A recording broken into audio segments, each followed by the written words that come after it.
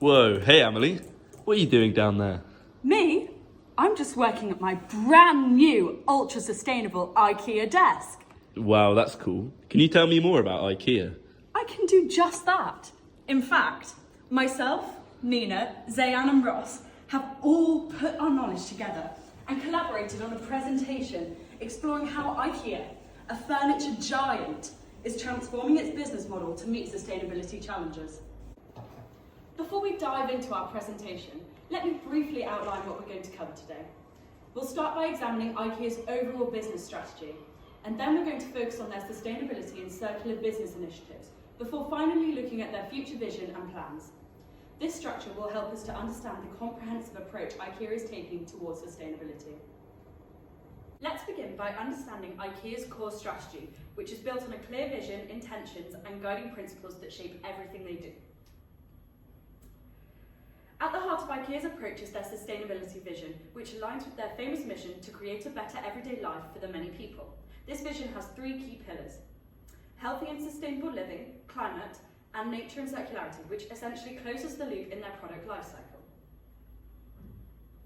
IKEA's mission is operationalised through the addressing of these vision areas.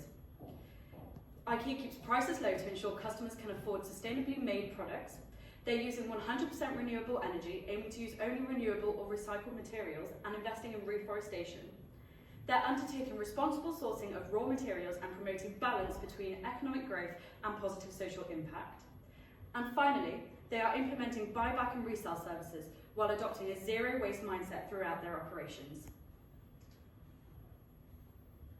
Let's take a closer look at one of IKEA's flagship circular economy initiatives, the buyback and resale service. This programme allows IKEA to buy back pre-owned products that might otherwise go to waste. While this business idea effectively reduces waste, it faces challenges in convincing customers to participate. IKEA should strategise to bridge this gap between their consumers and their business model. Next, we'll be looking into the social and environmental challenges IKEA face while evaluating their responses to them. The main social challenges are these four here. Significant challenges include fair labour conditions, redesigning stores to support product take-back, and managing the supply chain without raising prices to consumers. And on the other hand, these are the other environmental challenges that IKEA face. Specific challenges would be designing products for their reuse and recycling scheme, addressing their emissions from transportation, and managing deforestation risk and water usage for their products. So how have IKEA responded to these challenges? Firstly, assessing IKEA's impact on climate change. IKEA has made strong progress in reducing emissions, with 12% CO2 reduction in 2023 and 22% since 2016. Additionally, they are aiming for a 50% reduction in greenhouse gas emissions by 2030 with net zero by 2050.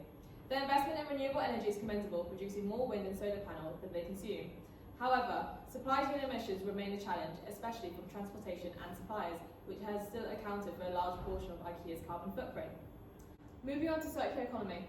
While IKEA's pre-owned and circular hub initiatives are helping extend product life, with already 39 million recovered products, the use of recycled plastics and renewable materials is growing, but the affordability versus durability trade-off remains a concern, with many IKEA products not designed for long-term use. Additionally, while IKEA promotes product take-back and resale, customer participation is still a big challenge.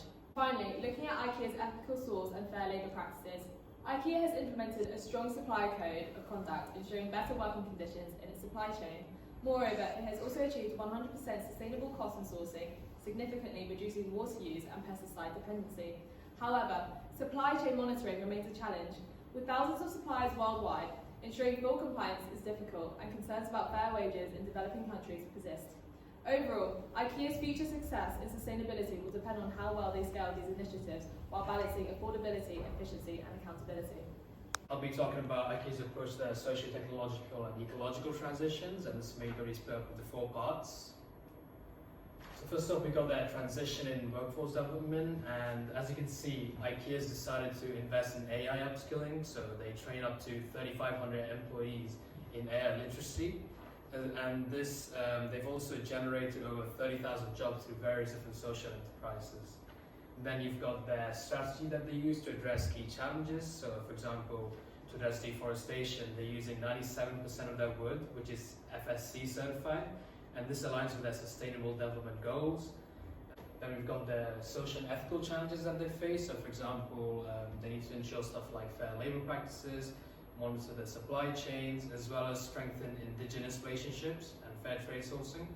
So one of the stuff they've done to tackle this is they want to create 95,000 social jobs by 2025. And then finally, we've got their future goals. So looking ahead, they're fully focused on innovation, so stuff like modular furniture, repair, reuse, all that stuff.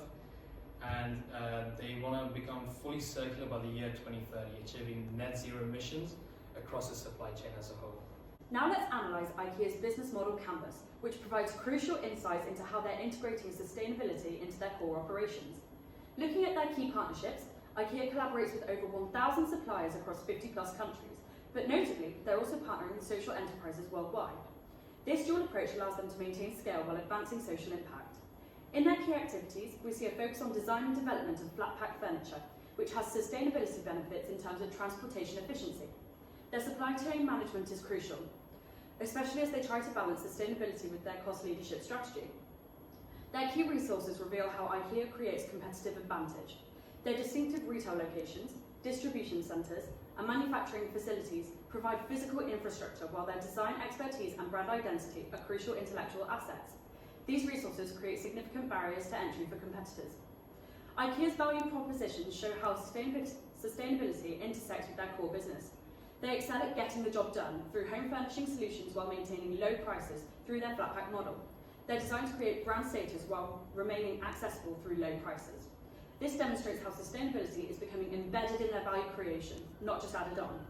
Looking at customer relationships and channels, IKEA maintains a self-service model for cost efficiency while gathering valuable customer data through their family loyalty program. Their channel strategy integrates physical stores with e-commerce platforms and planning tools, creating an omni-channel experience that supports their sustainability goals by optimizing deliveries and returns. Their customer segments range from geographic to demographic, which is families, students and professionals, and behavioural, like cost-conscious consumers. Each segment receives tailored solutions while IKEA maintains core value priorities.